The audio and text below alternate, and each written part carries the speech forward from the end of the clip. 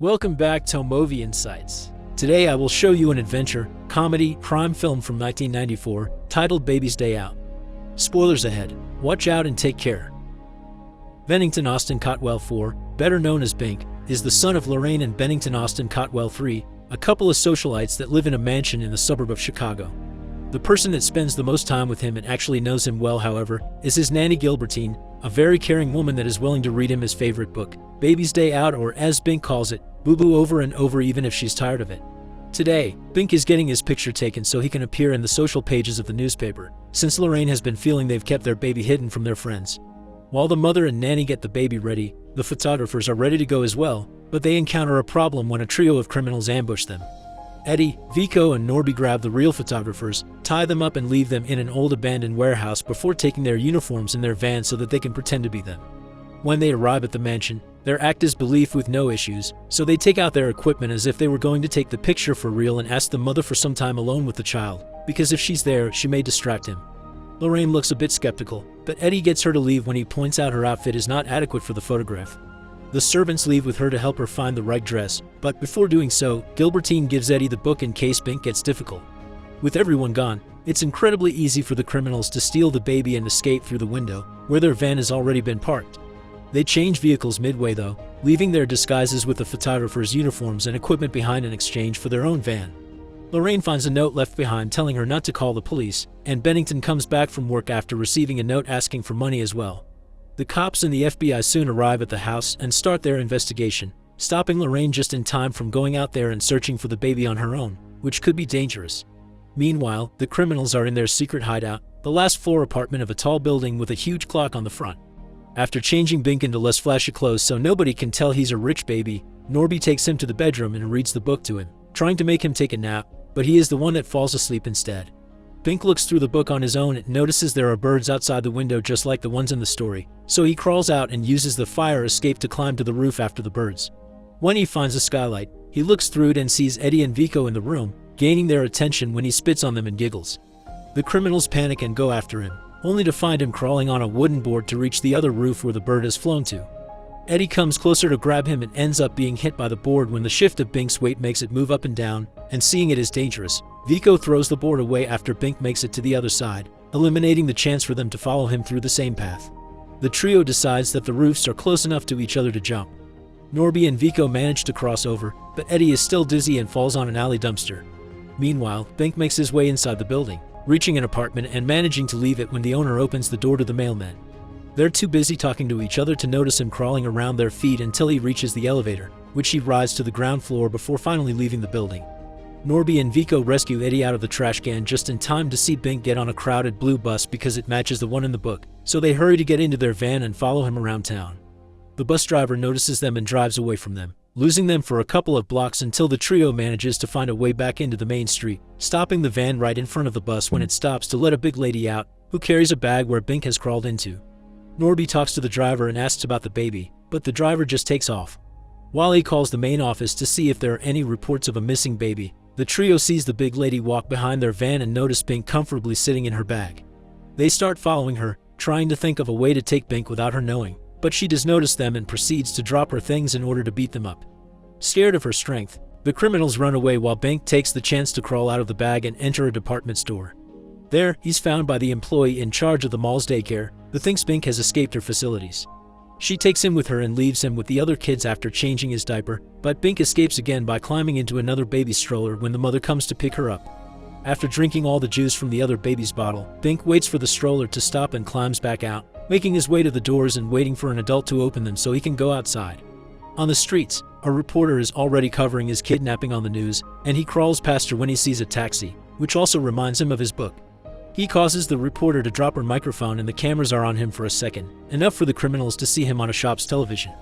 They rush after him but they don't make it in time. Bink crawls into the taxi and looks at them through the window as the car drives away.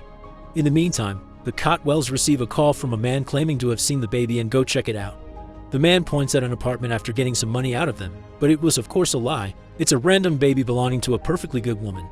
When the taxi parks to drop off its passengers, Bink crawls out and sees the zoo across the street, which also is in his book.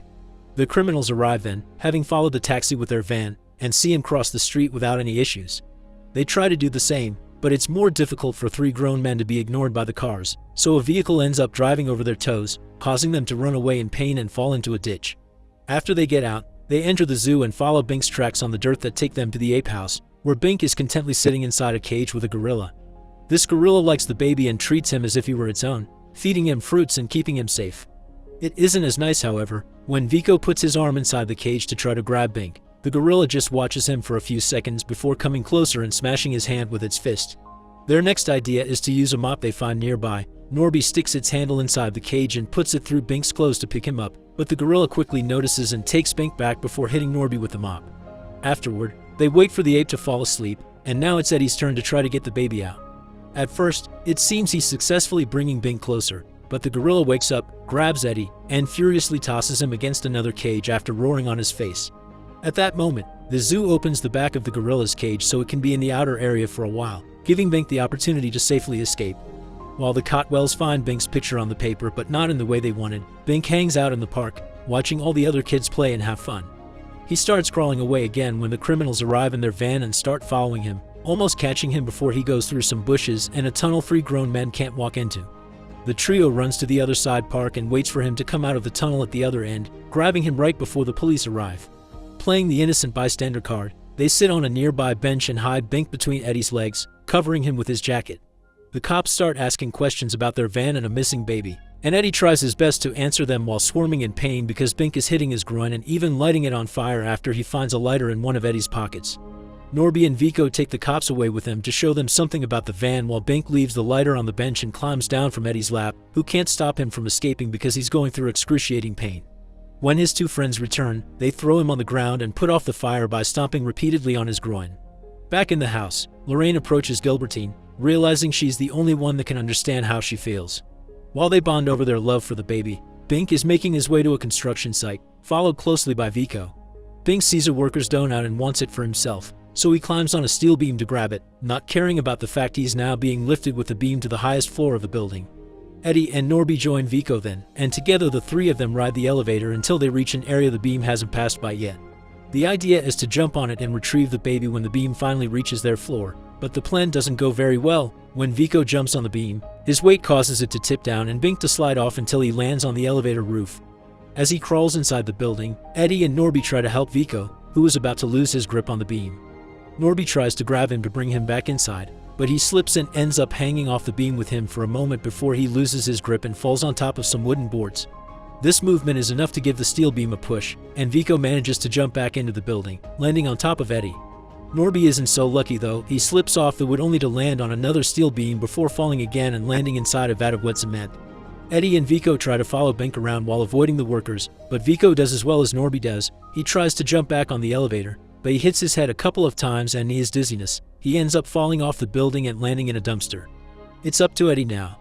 He comes incredibly close to Bink and is about to catch him, but he slips on some drool the baby has dropped, causing him to fall and hit his head with a hammer.